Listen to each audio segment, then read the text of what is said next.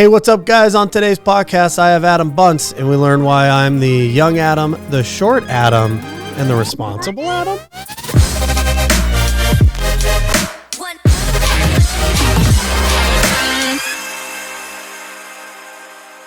What's up, Grubb? What's up, Bunce?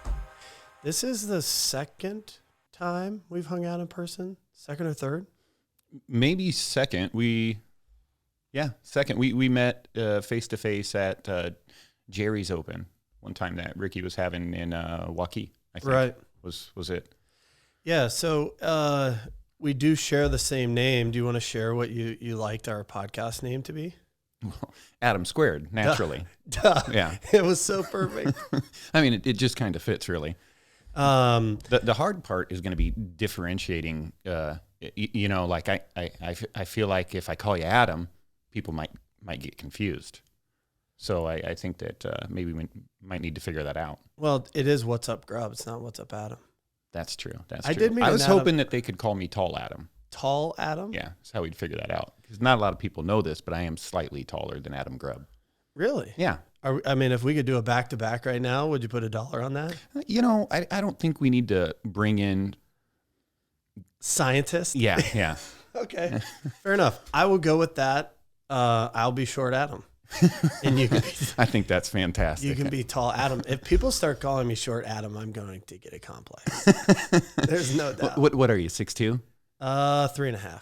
3.5. Well, I'm 5'11" and 3/4, but 6 foot with my shoes on. So we'll just go with that. Speaking of shoes, I heard you rocked 4-inch heels on a job site for a whole day. Is that true?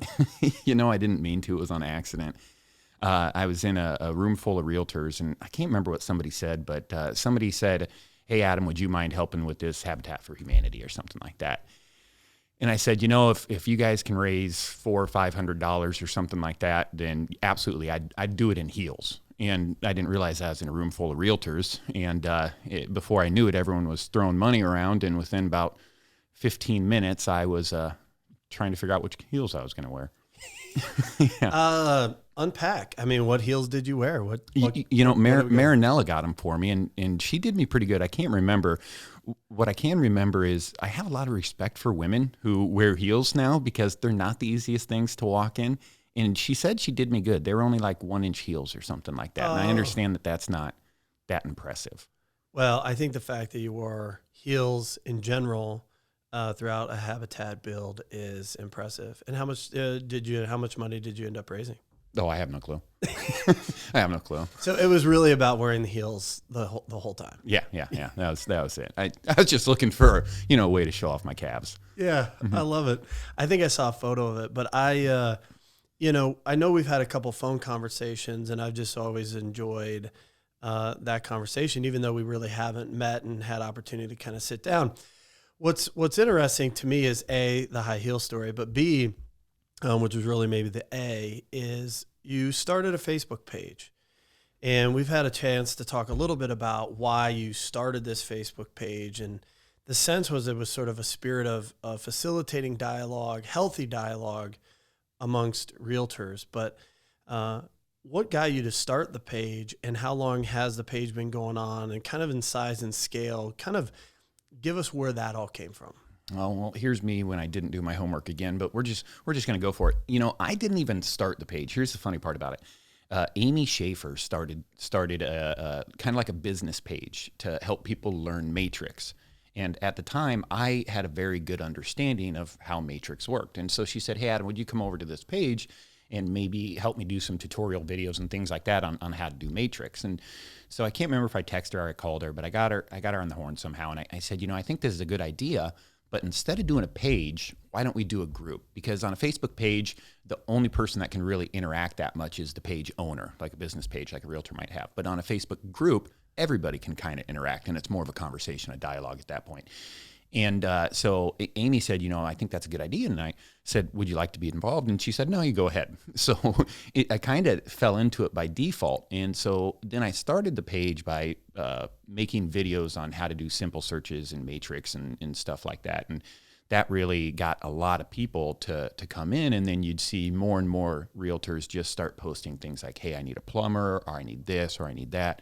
And then that eventually opened up into bigger, deeper conversations about ethics that we have in the industry and what good practices are and things like that. And I really like what it's become. Yeah. How long has the page been there? I'd have to check, but 3-4 years maybe, 3 or something 4 like years. that. Yeah. It really has become a platform for agents across brokerages and even across MLSs to engage, like you say, in super simple, hey, I have this need, or I'm looking for this, or I got a specific buyer that wants a purple house with a helicopter landing and a barn, right? Can I have that buyer? Right. And I think you nailed it when you said cross brokerage, because, and Ankeny still does this, and they still do it really well when they do the agent tours. And you go up there and you might meet 40 or 50 agents. When I started this industry, about 11 years ago, we still did that in West Des Moines and places like that. And you'd get up with a bunch of agents and you'd carpool and you'd meet all sorts of people that you never knew before. And that's kind of went away in the new modernized real estate. So one of my goals with this page was to create those cross brokerage relationships that we aren't, organically creating in the field anymore, just because we don't meet each other as much. And this is a way for me to put a name with a face to Adam Grubb and know him, even if I have never met him in person.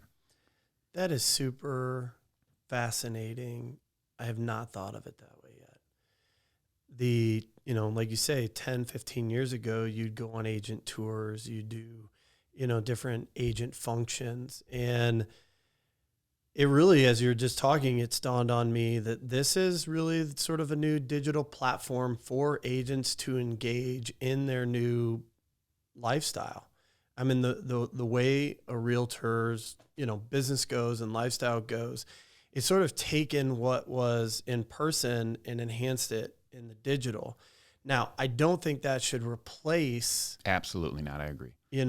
Replace that, but it has made the opportunity more efficient. What's interesting about the page is a lot of it is communication, right? It is sort of, I feel the challenge of an agent is how you balance between sort of the real world and the digital world. And we try to use, like, showing time has been a great addition and an ability to set up showings, but some of it takes away, some of the things I hear. Personal aspect of it. Absolutely. Right. And so how we continue to have in our processes as realtors, the human interaction, the phone-to-phone interaction. When I talk with our team all the time, it's about face-to-face is the best. That's what you're trying to do, is have a conversation face-to-face. Second is the phone. Last is the email. And the worst is text. You can't over smiley face text, because you never know how it's going to come across on the other side. There's no transfer of emotion except in just small characters. And that makes text very hard. But, and I think that kind of boils into relationships, because as you have stronger relationships with people, they can take what you're saying in a different way or understand you better. And that leads to the tighter the friendship, the easier the deal, and I kind of like to think, or at least hope, that the realtor page kind of spills over, where somebody might see somebody on the realtor page and send them a friend request on Facebook, and then later like pictures of their dog and develop a bigger and deeper friendship with them. Yeah, that's what's cool about social media, is it may not replace that a relationship, but it actually builds trust with a person. Because that's funny, right? Like, you and I have had phone conversations. I've seen you on social media. You've seen me on social media. And there's this trust here. Like, as funny as this is the first time in person that we're having a deep conversation like this. Yeah, 100%. Absolutely. But there's like that trust there. And so how do we now, as a community, what's cool is okay, so it's not in the tours or the luncheons as it used to be. But today there's a digital platform for us to be able to engage, create trust, and then transfer that relationship back into the real world. Absolutely. And don't get me wrong, I would like to see things like agent tours and stuff like that make a comeback. I think that our industry is really missing that as a whole right now. Yeah. On the page, that's the dialogue, right? Like where people seem to have the most passion or the most frustration. is in the way that we communicate with each other as agents. And I heard it put really well, and I want to get your thoughts on this. An agent the other day said to me, you got to treat the other agent as though they are your customer also. And I think sometimes that gets lost, that I'm representing my buyer, right? But the other agent and other agents in that transaction are also the customer. And if we took that approach that we're on the same team and we're working together and we want to try to add value and go above and beyond for that agent, really treating them as a customer, I thought was a really good thought. You know, I got a couple of friends, and I actually called them up the other day. You actually have a couple friends? Okay, I lied. I got one friend. I have a friend, and he has a friend, so the other one sometimes hangs out with me too. All right. But so I was talking to them both the other day, and I told them, you know, one of the things I really appreciated about them is no matter how rough their day is, no matter how stressed out they are, nobody can ever tell. They're really good at maintaining that composure. And that's something that I've never been fantastic at. I've always tried to be better. And in my early years in real estate, it was always an immediate competition. It was me versus the other guy. That's how I treated this business. And it took me years to learn that wasn't what this was about. This business is about you and the other realtor working towards a common goal to help two parties meet and find amicable. Is that the right word? Yeah. Right. A win-win. But I was, so here, what is a first-person story, I guess is what it's called. Last week, I was dealing with, Susie, I'm sorry if I mess up your name, Susie Marker, Susie Maker, I can't remember. I apologize. I think it's Susie Marker. But she called me up, and I just kind of really just had a rough conversation. I was a bit off my tilt already, and I probably shouldn't have made the phone call at that point. But I called her up, and nothing mean was said, but you could just tell that I was aggravated in my voice. And you don't even have to say mean words for it to come across the wrong way. And Susie, she killed it. She treated me like I was her client, right? I mean, she just nailed it. And I got off the phone with her, and I think it must have been about 30 minutes or something. And I go, shoot. Picked up the phone, called her back, and I said, you know, I'm really sorry. I think I kind of just let my emotion get the best of me there. And we're off. We're still doing a deal together, and we couldn't be on better ground for it right now because of how big of a person she was. Yeah, we experience that a lot, where an agent will sort of, their adding value is by being passionate, and sometimes maybe I don't think that's the intent. I don't think they're trying to escalate the situation. I think they're trying to show value, and I think they're trying to show that they care and that this is a big deal, and they're representing their client and advocating for their client, where sometimes it is sort of the opposite of, we're trying to calm a situation down so that we can look at what has happened and find a solution without the emotion. Well, I think a lot of realtors are very passionate people. It's one of the things that makes us good at our jobs. And passionate people speak with emotion. And sometimes that can come through very, very loud and very strong. So, yes, I agree with you 100%. Yeah. One of the ones I liked the other day was Radon. And it wasn't so much a dialogue around Radon, but it was about the remarks. And I believe it was really specifically that on a listing that the buyer can test for radon, but they can't share the results with the seller, which I don't necessarily see how that's an option. But I think it started with buyer may test for radon, seller will not mitigate, right? Like they were trying to negotiate that up front. And then it eventually moved to buyer can test for radon, cannot give the seller results. And here's my question to that is, wouldn't that be considered a material defect or a material fact that we have to share as realtors? That would be my take at that point. I don't see how anyone can test that home and then the seller or the listing agent has like plausible deniability. Like, well, I know they tested, but I didn't ask, so I don't know. I just don't know that that's an option. Because, you know, we have those things. For instance, if a house has ever been on fire, no matter if you're representing the buyer or the seller, if you have that information, you have to share it with the buyer's realtor or your client or whoever. And I would feel that this would be the same thing. Yeah. My take on it is to what you said earlier is the seller's fear is that the buyer's going to do a radon test. It's going to come back high.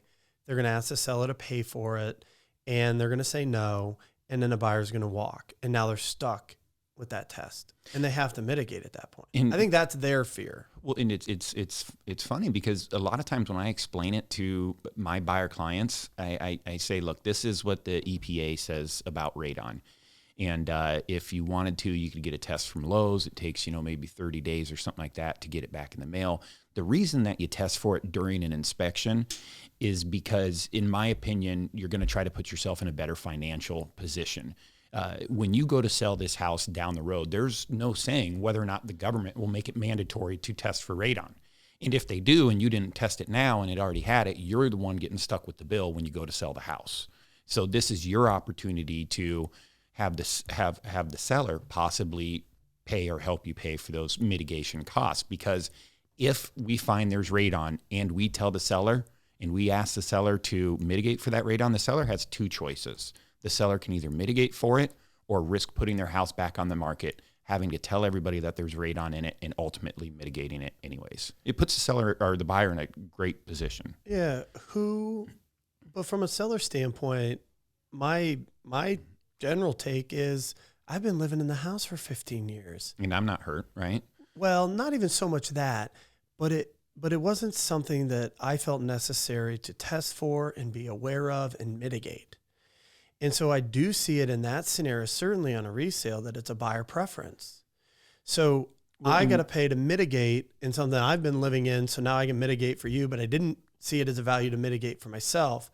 But I do think it's just part of the upfront negotiation. And more conversation on the side of the seller is, nobody do the math on this, okay? Because it has been years since I did the math on this. And so I'm going to mess up some of the terminology. But so the EPA says that 4 picocuries per liter of air is safe, right?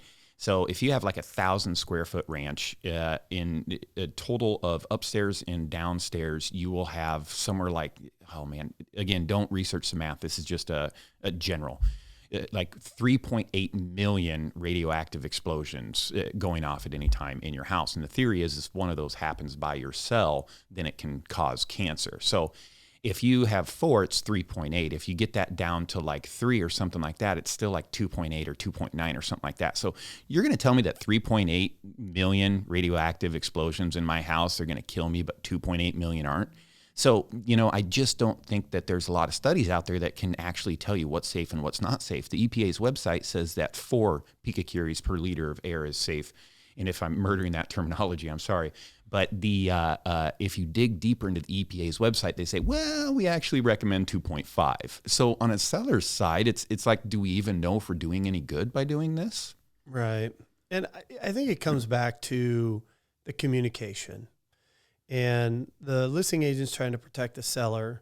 The buyer is the buyer's agent's obviously trying to protect the buyer. And so I think for the two agents to be able to have that dialogue up front and educate their customers on what their wants and their desires are and be able to do that prior to, I think it was maybe Tammy Hackert mentioned to me, it's really the same thing if you are on like septic, that I did not look this up, but I believe that there is a box on the septic disclosure that up front sort of says who's going to pay for the update. Yeah, there is. If I remember correctly, you can pick that before any test or anything is done. Yeah. Yeah. So I feel like for us, like I know what we've done. Do you think that should be negotiated on the purchase agreement prior? I don't think it needs to be on there, but I certainly think that the agents are doing both of their clients a service to just have the dialogue up front and understand what the fears are and understand what the intent is. And if the buyer knows that it's going to be high, I just kind of work from the place it's high. Okay, so now it's high. What do we want to do? Well, and I think you can assume it's high. I mean, at how many houses you've tested, right? Yeah, it's hit or miss. I mean, it is weird. I mean, we have a ton of them that don't. And then you'll have a neighborhood where none of them were high, and then one will test, and it will test 10. So I do think there's some varying factors to the testing and the way the home's sort of living and breathing in the stage of that. But I feel that ultimately if a seller can make it non-subject to, so that essentially that earnest money is going to go towards the mitigation, and the buyer just knows, hey, we've pre-negotiated what this expense is. It's a preference of mine, and if it is, I'm going to pay to mitigate, or we're going to split it. I think for the agents to at least have the dialogue up front is key. I think yes and no. I agree and disagree. And here's part of the reason. I think for most big ticket items that are going to come up in a home inspection, right? I mean, if you find a double tap in the box or, something small, leaky faucet, this is a minimal expense, right? Where if you find radon, there's not a lot of way that seller already knew about that, and it's a larger expense. Now, if you put that expense negotiated up front, I feel like the sellers are going to immediately start pricing that into their house regardless. I think that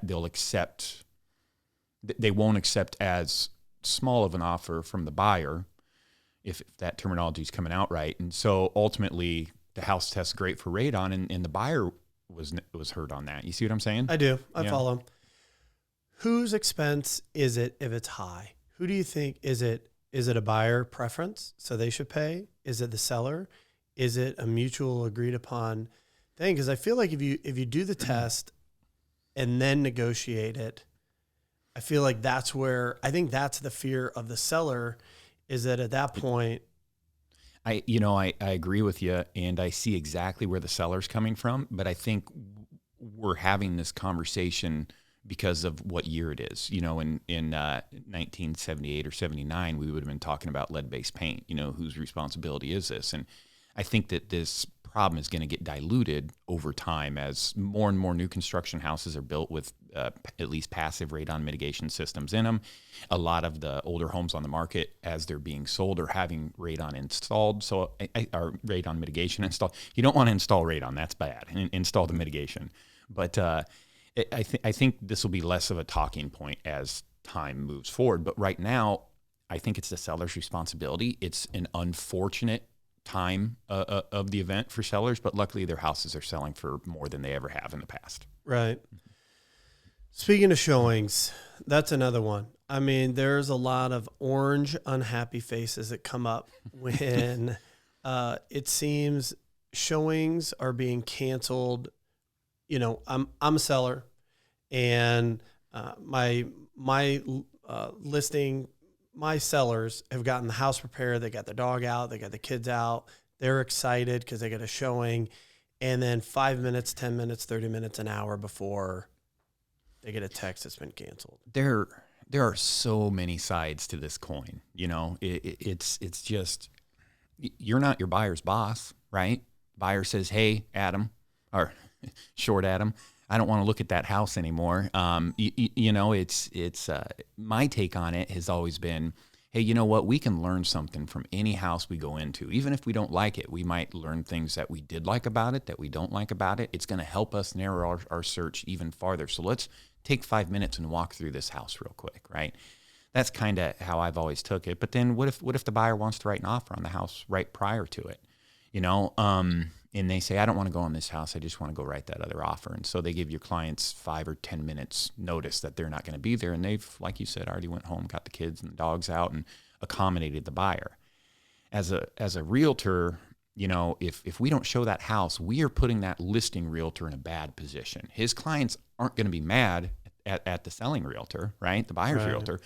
Her clients are going to be mad at their realtor. Why did you let this happen? And I just think that as much of a black eye as our industry gets sometimes, we need to work together to make sure that we keep each other's clients happy. But again, you can't control your buyers. I had now I wish I could remember who said this to me. Oh man, maybe Lindsay Aaron. If not, if I'm not giving credit to the right person, I'm sorry.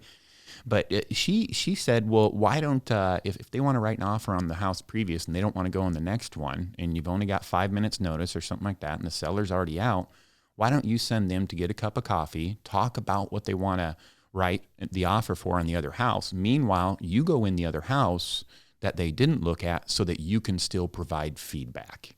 and help that agent then in turn sell that property. And I thought that was a great idea. Yeah, that is. And sort of be transparent. Hey, I think we're going to write this offer, but I don't want this to be wasted time. That's a good point. Yeah, for them. I do really like that. Mm-hmm. I think you can get it on the flip side too, right? If you're a buyer and you've shown a property and then you leave the showing and you call with a follow-up question and then the seller listing agent says, oh, sorry, we just sold that. You know, somebody was talking about that. Not that to that extent. But yes, that's rough. As any listing realtor, as soon as you get an offer, the first thing you do is call every other realtor that recently showed that, you know, that day or even within the past couple of days. Hey, I got an offer. I want to make sure you guys weren't interested. You're helping your fellow realtors out. You're making sure you're playing the field fair, and you're providing the best service you can for your seller client. But in that rolls over, if you don't mind. I saw another question actually pop up on the realtor page, and they said if you have an offer on the house, let's say maybe it hasn't been accepted yet, but it's out there. And I call you up and I say, hey, I want to show this house. Should you tell me there's an offer on it? Yes. Yes.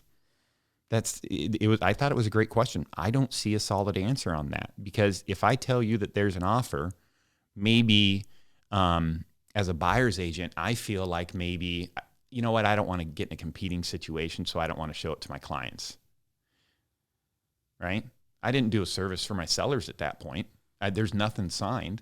I think that agent had a good point. Bring that up. Yeah, I think I agree. I technically think you should probably tell them, but I think it's gray. Transparency and upfront honesty always wins out in the end. And so you just made me look like a terrible person. No. It's okay, because I am.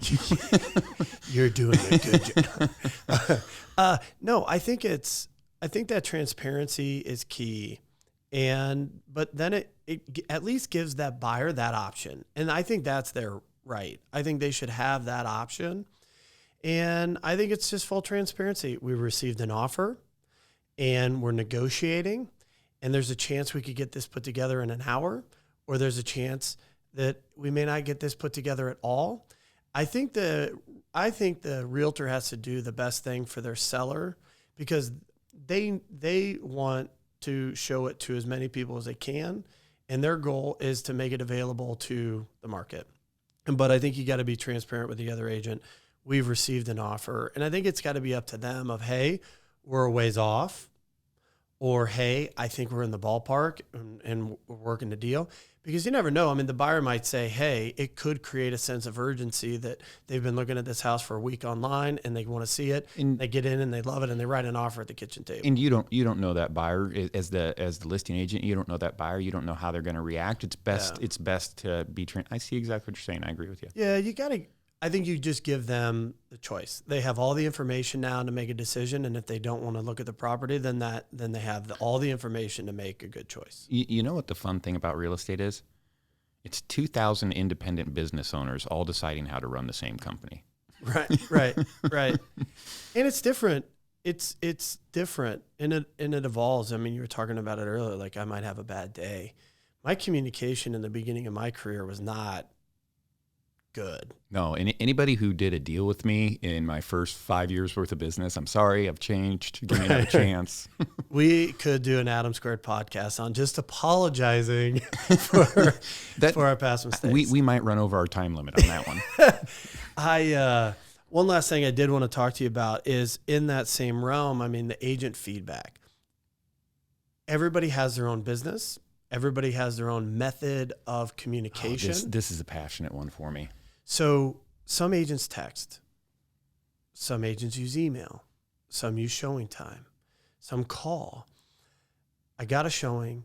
I got a seller that wants to get feedback from that showing, and call the agent that showed it, and we get little feedback, no feedback.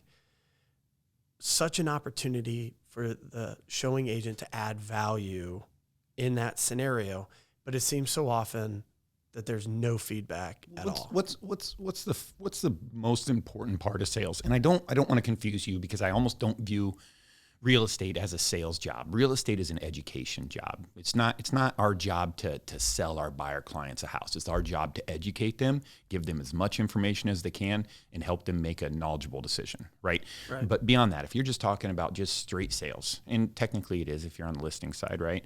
What is one of the most important parts of sales? Overcoming the objective, in my opinion, right? There's always an objective, and if you can figure it out and overcome it, then that's when you can succeed. And no offense towards, man, I'm gonna make some enemies here, but no offense towards the people who send out the automated feedback. Hey, from a list of 1 to 5, how nice was our house? You know, what'd you think about the price? What'd you think about that? I'm not providing a great service, in my opinion. Now, if I call that realtor and I say, hey, Adam, you know, what'd you think about that? Oh, really? You guys didn't like that? I kind of like that. I thought that was one of my favorite parts of the houses. How come you didn't like that? What have you been seeing in the other? I'm not showing a lot of those houses right now, so I haven't been inside of the other ones. Are the other ones nicer than mine? Are they priced better? Is the great room any bigger? You know, are the finishes nicer? This is all information that you're not getting when you send out those automated emails, and that's information that can help you and your client succeed. It seems like the reason for not giving the feedback is I'm too busy. Right? I just got done showing 20 houses, and as we know, the hecticness of our business and our lives as realtors, but I'm too busy. Do you feel like it's something that should be sort of a schedule part? What do you feel like, or what feedback do you get is an acceptable time frame? Because I think the spirit of the short, you know, give me 1 to 5, is to make it simple and efficient for that buyer that showed it, the buyer's agent that showed it, to give quick feedback and sort of make it efficient for them. What are different ways that agents can build process within that 24 hours that makes sense to add real value back to the selling agent? You know, I definitely see what you're saying. And the first thing I would say is I am very embarrassed to say that I have been that agent far too recently. You know, it happens to everybody where somebody's trying to get feedback and you just don't give it. And man, I tell you, to everybody I've ever done that to, I feel bad. I really do. And one of the things that I've tried to do, and I have not implemented it great, but is I've tried to time block. When I time block for the showings, I then time block for feedback. And the faster that you can give that to the other agent, the more happy that they're going to make their client, and that's definitely important. But it's not. I agree that I think it's neat that we can try to make it efficient for ourselves, but I think if it becomes too efficient, then we're not doing our jobs. That's what I'm excited about. If anybody's still listening other than my mom, I feel like... Hi, Adam's mom. I feel like there's an opportunity for a dialogue between how we can keep the interpersonal, like in-person interaction, but match that efficiency digitally. Yeah. Right. Yeah. And now I'm curious to hear what people have to say in terms of the showing feedback that would work, and not try to box everybody in uniformly, but to your point, maybe I don't have time to call every single one of the agents back. Yeah. Right. Or is and it it's an hard email? to match up those schedules and. Yeah, but how do I give that feedback so that I'm adding value back? Because I'm going to be in that position as a listing agent. And it's like in that moment that you're like, man, I feel so shitty that I didn't give feedback 2 weeks ago on this guy. And now I'm trying to get feedback from these agents and nobody's calling me back. When that's a really, really hard problem to solve. And there's a couple of points to that. And the first thing I would say is, you know, I'm 38 years old. And you're the old Adam. Are you younger than me? No way. Yeah, I'm way younger than you. Did I say 38? Oops.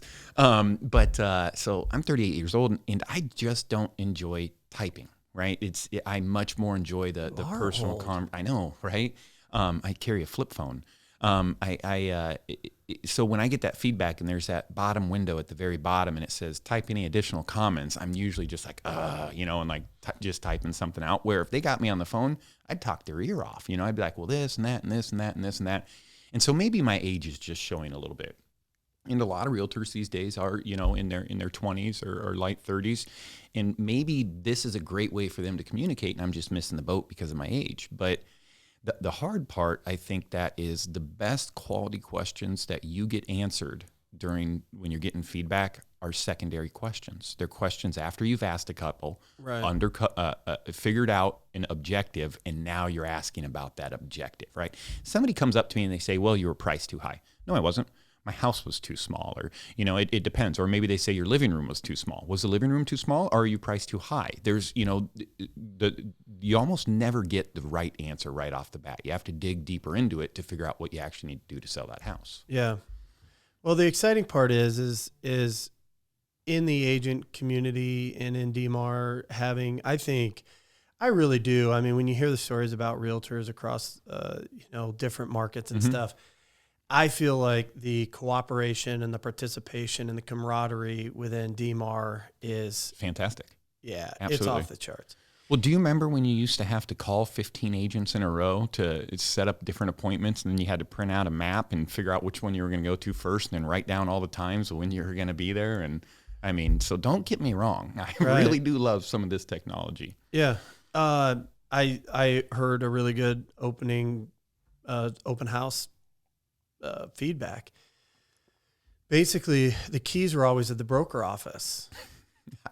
My old man used to sell real estate. I remember sitting in his car, driving around, picking them up, and then dropping them back off. So basically, somebody had the idea of, hey, rather than going and getting the keys a bunch of times to be able to show the house, and they put them on those old combination boxes. Yeah. Well, no, they started saying, you know what? I'm just going to be open Sunday from 1 to 4. Oh, that's really? Okay. Yeah. So rather than having to show and get the keys, you know, multiple times, they would just have these open houses, and then they would market that so that they could basically get multiple people to come in a shorter window of time rather than always having to go back and forth and getting the key from the brokerage office. And so we still have that same model today because it was a solution for a different problem that now is a solution to many different problems. Right. And now the key's in the lockbox, which gives that access for the agent and makes it a lot easier. And even that has came so far. Remember when we had to carry around the little Supra key and it wouldn't work with your phone, and that battery lost it and it was dead. That battery lasted for all of 15 minutes. It being able to be on your iPhone and being Bluetooth, that was probably absolutely the best technology change to the MLS. Not only for ease of use, but for safety too. You know, you get to see who's going in that house. You know, back in the day, they had like combination boxes. And if that combination got out, then whoever had that combination could get in. Now, you know, you have to have the app. It lets you know, hey, Adam Bunce was in this house. It lets you know when I was in, and kind of even what time it thinks I might have left, I think. Yeah. Mm-hmm.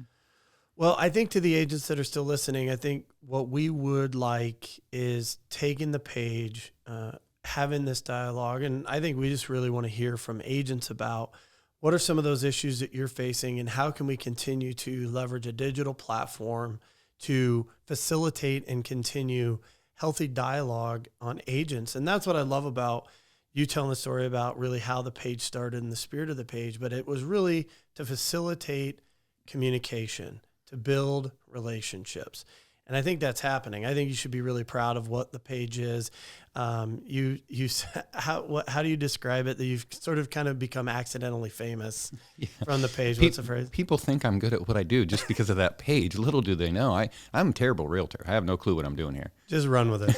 That's what I'm going to do. Just run. Fake it till you make it. You know, it must have been about a week ago when you had called me and talked about, talking about some things on this podcast, and I put out on that page. I said, hey, what are some interesting topics that you guys have liked about? And my thought pattern was I wanted to hear your feedback, and I wanted to hopefully discuss it. And if you like hearing what I have to say and what responsible Adam has to say about this kind of stuff, keep putting them up there. Let us know what you want to hear about, because I'd love to talk to this guy about it.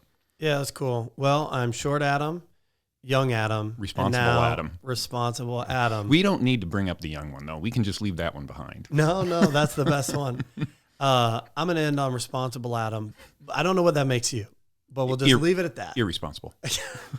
I really appreciate you coming out. I appreciate you having me. Yeah, enjoy the conversation, and let's do Adam Squared again. I look forward to it. All right. Thanks, bud. Thanks, buddy.